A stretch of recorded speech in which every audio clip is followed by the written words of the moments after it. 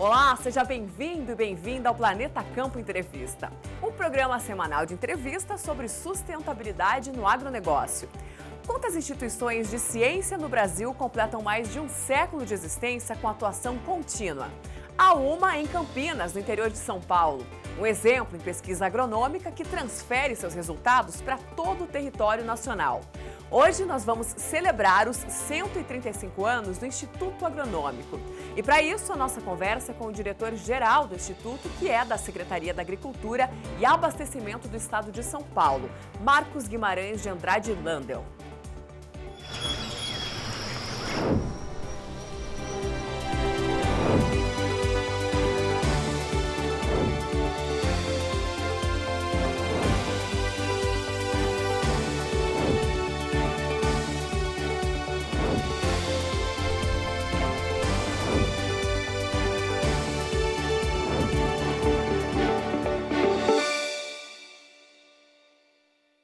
Planeta Campo Entrevista começa agora com Marcos Landel, que é diretor do Instituto Agronômico aqui do estado de São Paulo. Ele está conosco pela internet. Marcos, eu começo te perguntando, né? Nós sabemos que o Instituto Agronômico ele foi fundado no dia 27 de junho de 1887 por Dom Pedro II. Eu queria que você começasse contando um pouquinho dessa longa trajetória do Instituto, ao mesmo tempo, né, em que o agronegócio se transformou e o estado de São Paulo se tornou uma grande potência. Seja bem-vindo ao Planeta Campo Entrevista. Nós que agradecemos essa oportunidade, esse convite, e saudando a todos aqueles que estão nos assistindo. Essa história é uma história belíssima, né? Se a gente for, não é muito comum aqui no Brasil nós temos histórias tão longevas assim. Mas o Instituto Agronômico, nós vivíamos naquela ocasião aqui no Brasil, a população nossa era mais ou menos 6,5% daquilo que é a nossa população hoje. Então era mínima, né? Mas já havia uma preocupação dos governantes da época, no caso, o imperador Dom Pedro II, com aquilo que se chamaria agricultura, agronegócio, né? A atividade nossa que nós tínhamos na agricultura era o café, basicamente só o café. E todo o resto era agricultura de subsistência das famílias que viviam no campo, né? 85% das famílias viviam no campo. E o imperador ele trouxe um modelo de uma instituição de pesquisa lá da Áustria. E para isso ele convidou um jovem talento, um pesquisador, jovem talento, o Franz Daffer, que era um pesquisador de menos de 30 anos, para instalar o Instituto Agronômico, né? O que precisaria para nós termos um instituto aqui no Brasil. E o Franz Daffer veio, ficou aqui um bom período com a gente no Brasil, e nesse período ele estabeleceu laboratórios, ele fez as principais, discutiu junto com outros pesquisadores que também vieram, ou vieram aqui do Brasil, foram formados fora, nos Estados Unidos e Europa. Eles discutiam quais eram as principais linhas de pesquisa que deveriam ser estabelecidas no Instituto Agronômico para atender aquela agricultura emergente, né? Principalmente o café, mas também outras opções. Então, a criação do Instituto se deu dessa maneira, foi por uma visão, ou por um visionário. Eu considero o imperador um visionário, né? Que se antecipou muito ao seu tempo. E, como você falou, naquela ocasião nós não tínhamos expressão nenhuma no agro, e hoje o Brasil já assume os primeiros lugares aí na produção e na produtividade de diversas culturas, né? E isso é uma honra assim para nós aqui do Instituto Agronômico, saber que nós temos uma grande contribuição nesse aspecto. E é gozado que as coisas não podem ser paradas, lineares, né? Na década de 20 do século 20, houve uma mudança de percepção e de oportunidades, e o Instituto investiu muito em genética e também em ciências do solo. E nessa guinada, nós criamos importantes avanços na informação e nas tecnologias da agricultura, que já não era só o café, mas já estudávamos culturas como algodão, como a própria cana-de-açúcar, citros, tudo isso aí veio, e o Instituto Agronômico foi o precursor disso tudo, né? Hoje nós temos grande parte do suco de laranja consumido no mundo, né, vem aqui do Brasil. E tudo isso aí foi desenvolvido aqui. As variedades foram selecionadas aqui, as tecnologias, a área de nutrição, de proteção, tudo foi feito aqui. E o Instituto Agronômico é o principal ator disso aí. Então, a contribuição que a pesquisa acaba dando para a própria sustentabilidade do país, a sustentabilidade ambiental e a sustentabilidade econômica e social é importantíssima. A pesquisa é realmente a base, a grande base dos avanços de uma nação. Pois é, Marcos, você falando, né? O café, né, que nessa época aí começou a se desenvolver no Brasil e hoje nós somos os maiores exportadores globais. Você citou também o suco de laranja, né, que o estado de São Paulo é uma potência, né, faz parte desse cinturão citrícola. E também a cana-de-açúcar, que passou por todo um processo de transformação de lá para cá. Então, isso realmente mostra, né, que o investimento em pesquisa fez a diferença e que hoje a gente conseguiu se tornar aí uma potência em pelo menos essas três, né, que eu citei no estado de São Paulo. E eu te perguntar quais que foram as principais conquistas até aqui, imagino que tem a ver com a pesquisa também, né? Sem dúvida. Nós podemos citar também a importância da pesquisa do Instituto Agronômico nas culturas de grãos, né? Por exemplo, a soja ela foi introduzida no Instituto Agronômico na primeira metade do século XX. Ninguém falava aqui no Brasil de cultivo de soja, né? E o Instituto começou a fazer os seus primeiros estudos lá. E hoje o Brasil é o maior produtor de soja do mundo, né? E a produtividades altíssimas.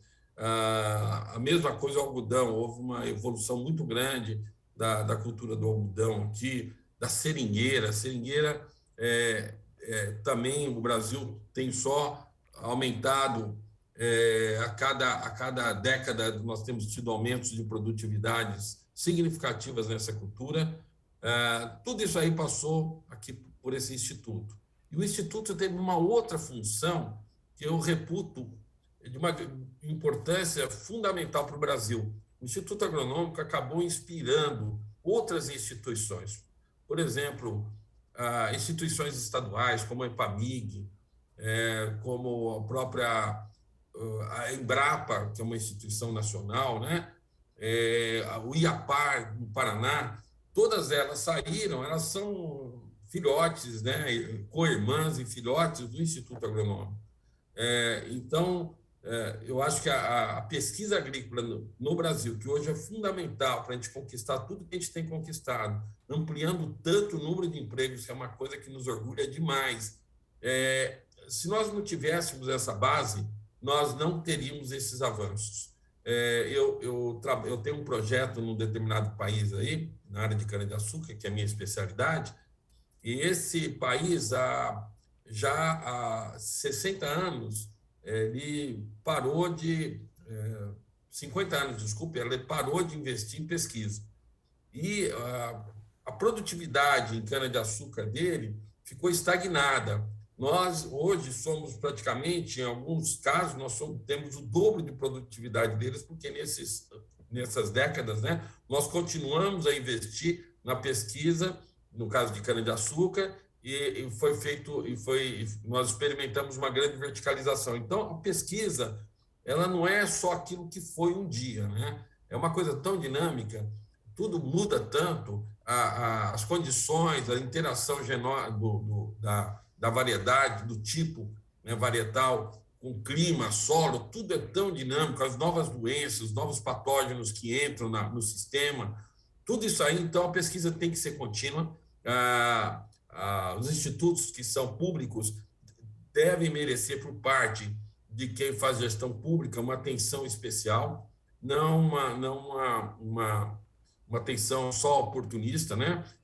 Mas muito mais do que isso, uma coisa planejada, porque nós não fazemos pesquisa para 5 anos, para 4 anos.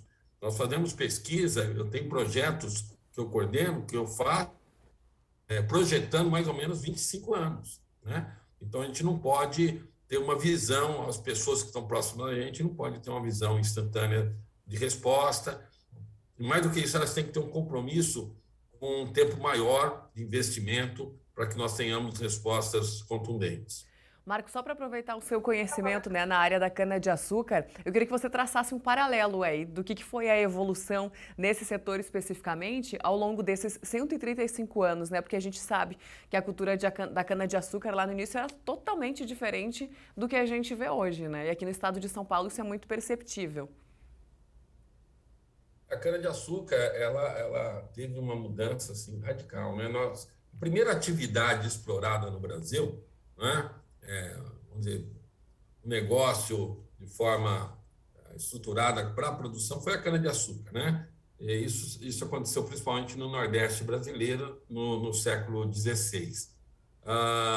Mas bem mais para frente, houve uma tentativa de se estabelecer aqui no estado de São Paulo, já no século XIX, através de cooperativas francesas, enfim, um modelo de produção que ainda era bem pequenininho perto do que nós temos hoje.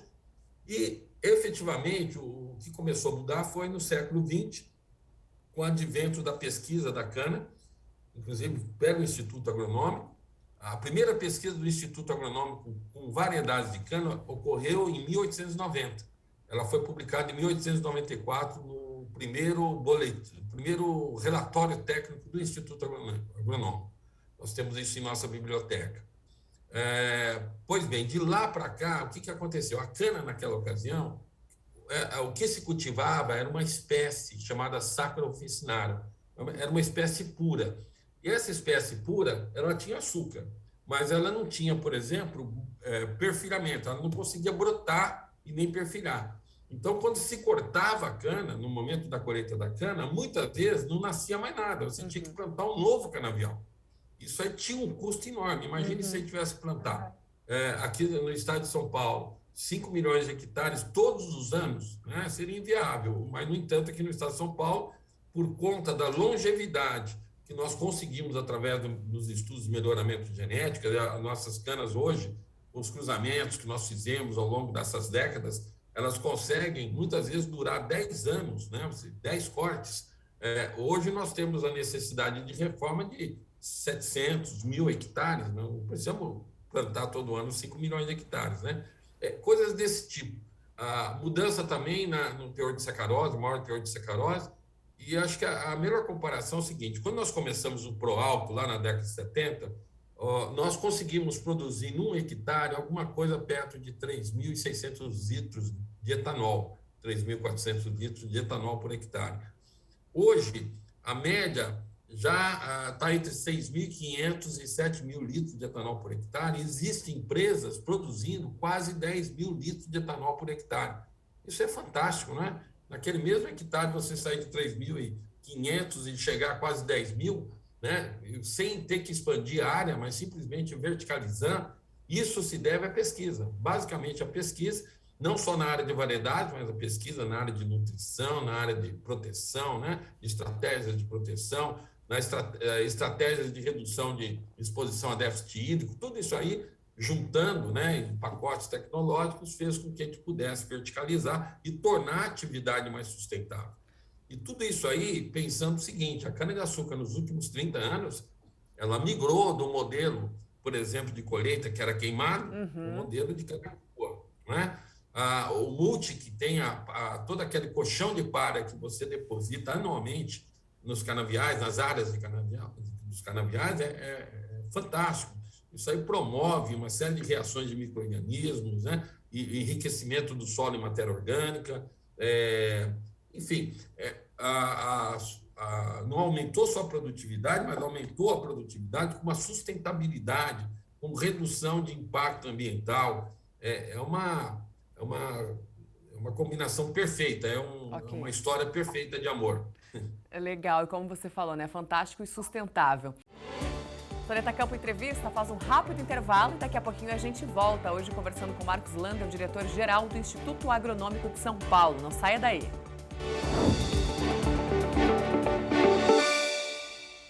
Estamos de volta com o Planeta Campo Entrevista, hoje conversando com o Marcos Lendl, que é diretor-geral do IAC, o instituto que está completando 135 anos.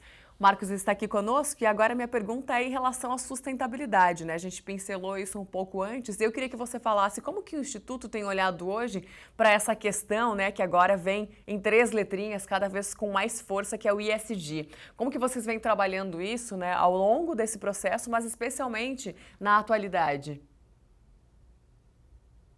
Bem, em relação à sustentabilidade, todas as nossas ações, isso aí não é uma coisa que nós nos preocupamos e nos dedicamos recentemente, né?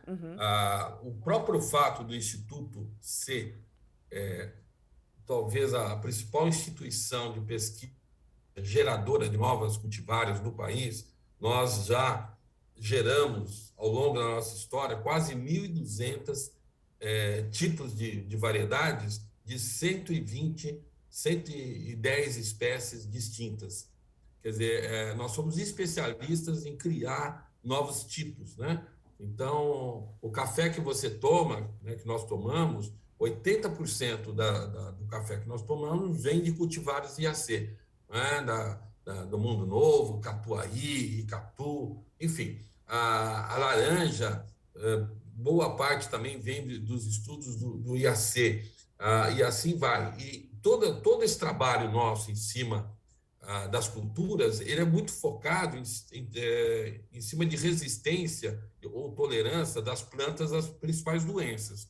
O que isso aí redunda? Qual que é a consequência de um trabalho voltado para essa linha de pesquisa? Redunda que você consegue cultivar uma determinada cultura, né?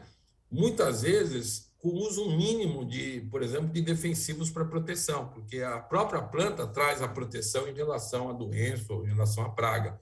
Essa é uma linha que o Instituto Agronômico vem desde o início do século XX, né, trabalhando dessa forma. Então, essa é uma linha importante de sustentabilidade. Do outro lado, nossos cientistas na área de solos, né, eles têm feito um trabalho excepcional voltados à conservação do solo, para reduzir as perdas de solo. Eles têm medido isso aí e têm gerado estratégias e técnicas que redundam numa redução dos riscos de exposição do solo, e também a parte de nutrição. Nós temos estudado várias soluções que vêm dos resíduos orgânicos. Por exemplo, na cana-de-açúcar, resíduo orgânico, aquilo que na década de 60 era jogado no rio, né? No Rio Tietê, para qualquer Rio Grande e tal, né? Que era o vinhoto. Isso não é mais. Isso aí hoje é utilizado todo como importante nutriente para a própria cana-de-açúcar fechar o seu ciclo. Então, nós estamos vivendo uma outra realidade. Às vezes eu vejo alguém falando na própria imprensa, às vezes jornal, porque está tendo um impacto e tal. E eu vejo que isso aí é eco de uma agricultura que a gente praticava na década de 60. Exatamente. A pessoa está bem desinformada, né? Está bem desinformada. Então, o Instituto Agronômico ele sempre foi precursor nessa questão de sustentabilidade através da geração das técnicas que nós geramos, né? Eu acho que você não conseguiria ser sustentável se nós não pudéssemos dar opção ao agricultor. Mas nós damos opção sustentável economicamente, sustentável ambientalmente. Então, uma tecnologia recente que o Instituto Agronômico criou nessa última década foi o MPB em cana-de-açúcar. O MPB não é música popular brasileira, né? Na verdade, quando a gente deu essa sigla, brincou um pouco com essa história, mas na realidade é mudas pré-brotadas. E a mudas pré-brotadas, a cana-de-açúcar, historicamente, desde a época lá do século XVI, com Martim Afonso de Souza, ela é plantada num volume muito grande, né? Porque é uma multiplicação vegetativa. Ela é jogada aquelas partes da cana no suco de plantio, e aí você obtém o novo canavial a partir do nascimento dessa muda. Nós, em função da preocupação que nós tínhamos com a expansão de algumas doenças, nós quisemos reduzir o volume para a gente poder ter um controle melhor na qualidade do canavial, da questão de doenças do canavial, sem ter que usar fungicida, inseticida, essas coisas. E aí nós criamos essas mudas e isso pegou aqui no Brasil, pegou fora do Brasil, é uma contribuição na cana-de-açúcar que mudou, de certa forma, a maneira de conduzir a cana-de-açúcar no Brasil e fora do Brasil. Essa é uma contribuição nossa importantíssima. E isso tem a ver com sustentabilidade, porque hoje os canaviais, os viveiros de cana para fazer um novo plantio, eles são muito menores do que antigamente. Eles são, assim, 6, 7% da área daquilo que era antes. Uhum. Isso é um aspecto muito positivo. Pois não? Legal. Marcos, agora para encerrar, a gente tem 2 quadros, vamos rapidamente, que a gente está com o tempo quase estourando. E um deles é a nossa nuvem de tags. Você vai escolher uma dessas palavras, um desses termos aí que são ligados todos à sustentabilidade e vai me dizer a razão dessa escolha. Fique à vontade. Eu volto a falar da sustentabilidade, né? Todo o viés da pesquisa agronômica, ela acaba caindo na questão da sustentabilidade, é o que o Instituto Agronômico tem feito nessas décadas todas da sua existência, e a grande contribuição da pesquisa agrícola aqui do Instituto sem dúvida nenhuma, proporcionar novas tecnologias que gerem uma agricultura mais sustentável. Outro quadro, Planeta em 2032. Agora eu gostaria que você dissesse como você imagina ou o que você espera do nosso planeta daqui a 10 anos.